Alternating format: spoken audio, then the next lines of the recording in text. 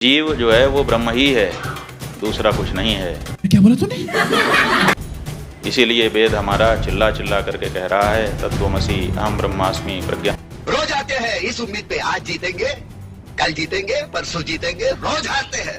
इनका विधान क्या है कि जीव ही ब्रह्म है, अयम आत्मा ब्रह्म, अहम ब्रह्मास्मि। इसको उआबाई का ज्ञान कहते हैं।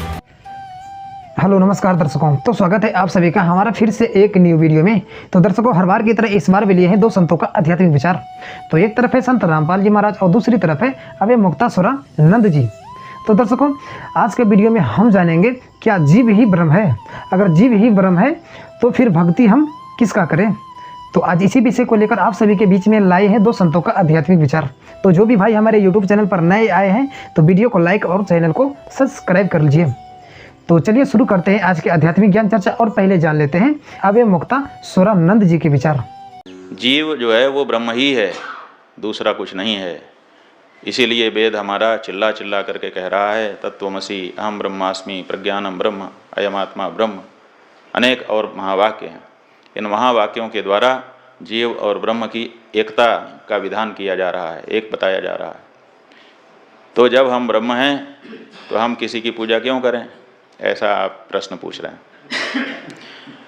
तो इसका उत्तर ये है कि हम ब्रह्म तो हैं, लेकिन इस बात को भूल गए हैं कि मैं ब्रह्म हूँ। और इसीलिए उस राजपुत्र की तरह, इसमें राजपुत्र का उदाहरण है कि एक राजा का बेटा डकैतों के द्वारा चुरा लिया गया। छोटेपन में ही, छोटा बच्चा था, उसी समय डकैतों ने राजा के यहाँ आक्रमण किया, धन संपत्ति ले गए और छोटे बच्चे को भी उठा के लेके चले गए। अब उस छोटे बच्चे को पता नहीं था कि मैं तो राजा का बेटा हूँ, और वो डकैतों के बीच में जाकर के पला बढ़ा। फिर जो सरदार था डकैतों का, वो सरदार बूढ़ा हो गया, फिर वो मर गया।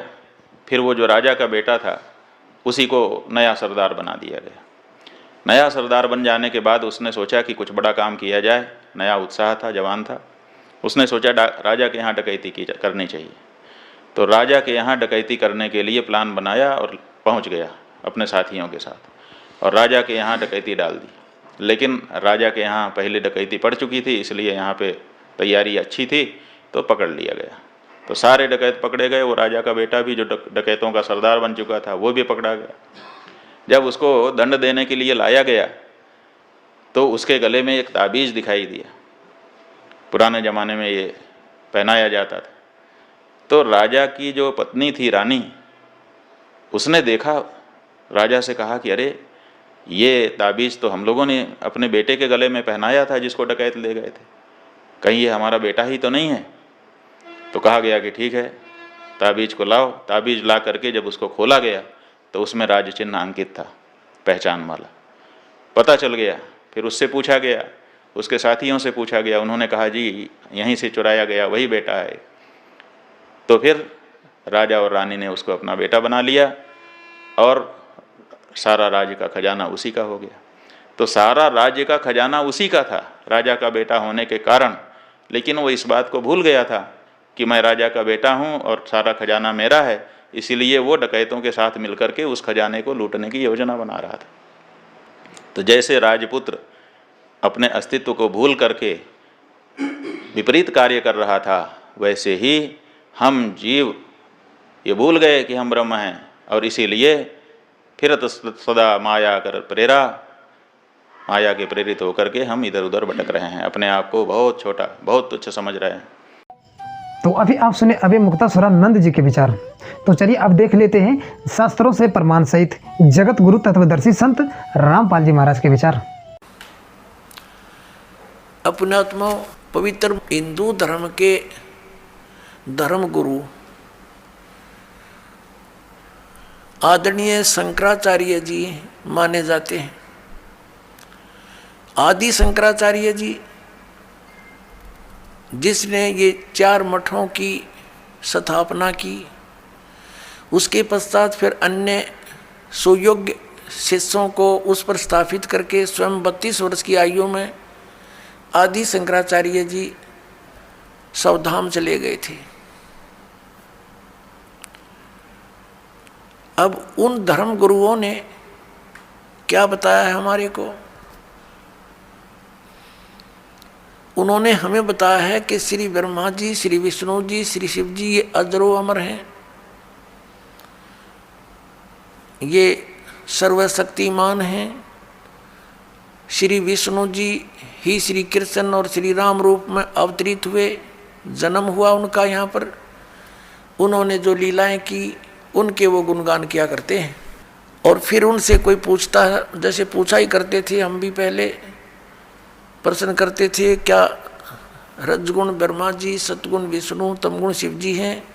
वो कहा करते हाँ रजगुण ब्रह्मा जी हैं, सतगुण विष्णु जी हैं, तमगुण शिव जी हैं। और रजगुण ब्रह्मा जी उत्पत्ति करते हैं और सतगुण विष्णु जी हमें हमारी यहाँ सतिथि रखते, बनाए रखते हैं, पालन भी करते हैं।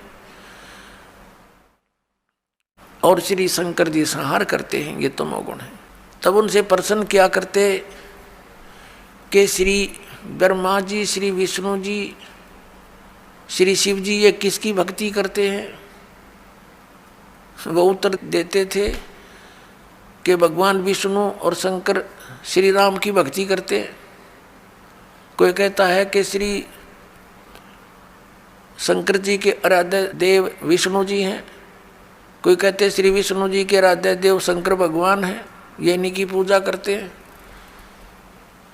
और यहाँ तक कहते थे कि राम तो शिव जी की भक्ति करता है, शिव जी श्री राम की भक्ति करता है।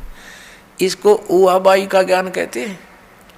आदि शंकराचार्य जो पवित्र हिंदू धर्म के जो धार्मिक गुरु माने जाते हैं, इनका विधान क्या है कि जीव ही ब्रह्म है, अयम आत्मा ब्रह्म, अहम ब्रह्मास्मि, तत्वमसि, प्रज्ञानम ब्रह्म, ये इनके चारों मठों के एक एक वाक्य हैं।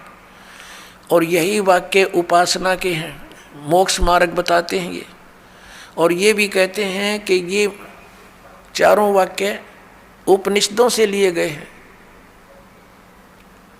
और फिर इनसे प्रश्न किया करते थे कि क्या वेदों वाला ज्ञान ही श्रीमद् भगवत गीता में है संक्षेप में? हाँ, ये स्वयं ही बताते थे कि चारों वेदों ऋग्वेद, यजुर्वेद, सामवेद, अथर्ववेद का संक्षेप में ज्ञान है श्रीमद् भगवत गीता, जो भगवान श्री कृष्ण ने बोला, इनका कहना था। और फिर इनसे प्रश्न किया करते थे कि श्री मद् भगवत गीता के अंदर जो वर्णित विधि है, हमें मोक्ष मार्ग बताइए। तो ये क्या बताया करते, गीता जी का पाठ करो नित्य, मोक्ष मार्ग बताते हैं ये, गीता जी का पाठ करो नित्य, एक अध्याय जितना भी कर सकते हो तुम्हारा मोक्ष हो जाएगा। फिर क्या कहा करते पुण्यात्माओं, एक तरफ तो इन शंकराचार्यों जी का मानना है कि जीव ही ब्रह्म है, और दूसरी तरफ ये कहते हैं श्री कृष्ण भगवान स्वयं, कृष्ण श्री कृष्ण भगवान है स्वयं, श्री राम भगवान स्वयं। और फिर उदाहरण देते हैं कि एक समय जिस समय द्रौपदी का चीरहरण हो रहा था, तो भगवान ने द्वारका से दौड़कर आकर उसकी लाज रखी।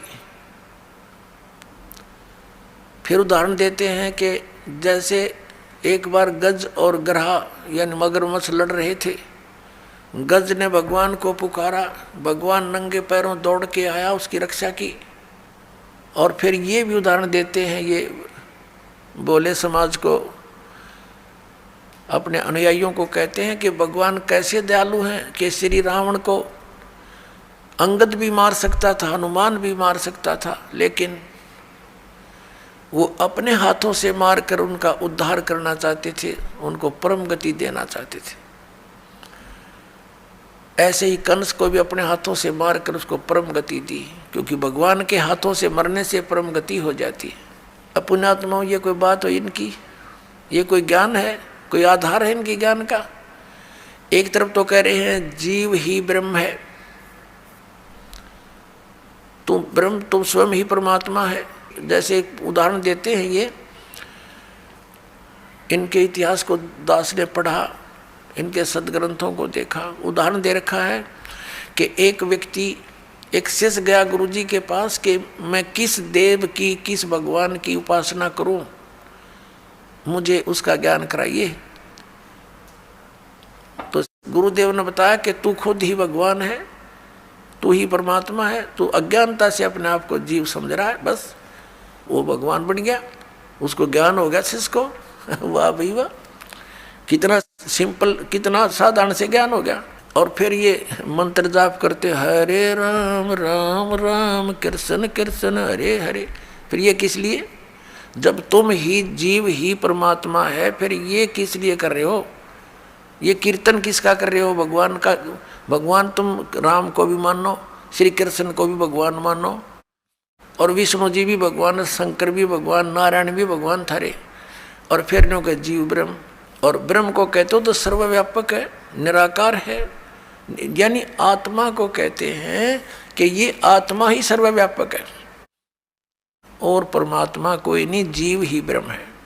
फिर नो कहें कि उसका गज की रक्षा के लिए, हाथी की रक्षा के लिए भगवान दौड़े दौड़े आए। देख, सिर पैर नहीं इनके ज्ञान का। ये तो ऐसी कथा है इनकी जैसे एक दादी माँ अपने पोत्र पोत्रियों को शाम के समय सुलाते समय कथा सुनाया करती। एक बुढ़िया कथा सुना रही थी, बच्चे सो नहीं रहे थे रात्रि के समय। कह रही थी, बेटा एक मकान पर एक भूतनी बैठी थी, प्रेतनी, लंबे लंबे दांत थे, मोटी मोटी आंखें थी और पीछे से पैर मुड़े हुए थे, उसके घुटनों से पीछे ऐसे बैठी थी, उसके पैर काम नहीं करते, मुड़े हुए थे। और जो बच्चे रात्रि के समय देर तक जागते हैं ना, उनको उठाकर दौड़ जाती है। अब बच्चे कहने लगे, दादी माँ जिसके पैर मुड़े हुए हों वो दौड़ेगी कैसे? तो बुढ़िया कहती है, सो जा सो जा, हाउ आ जाएगा। अब बच्चे पूछते हैं, वो हाउ कैसा होता है? कि तुम ही तो हाउ हो, सर दर्द कर रखा, पड़ जाओ। इनका तो यो ज्ञान है इन शंकराचार्यों का, और कितने देश को भ्रमित करे बैठे। तो अभी आप सुने दोनों धर्मगुरुओं का आध्यात्मिक विचार। तो आध्यात्मिक विचार में किसका ज्ञान सही था, कमेंट में आप हमें जरूर बताइए। तो मिलते हैं अगले वीडियो में, जब तक के लिए धन्यवाद। और अगर तुम लोग नए हो तो सब्सक्राइब करो, वो जो लाल वाला बटन है उस पर फूट फेंक के मारो या फिर मोमबत्ती, मुझे नहीं पता, बस क्लिक हो जाना चाहिए। नहीं, सोचिए मत, सब्सक्राइब कीजिए।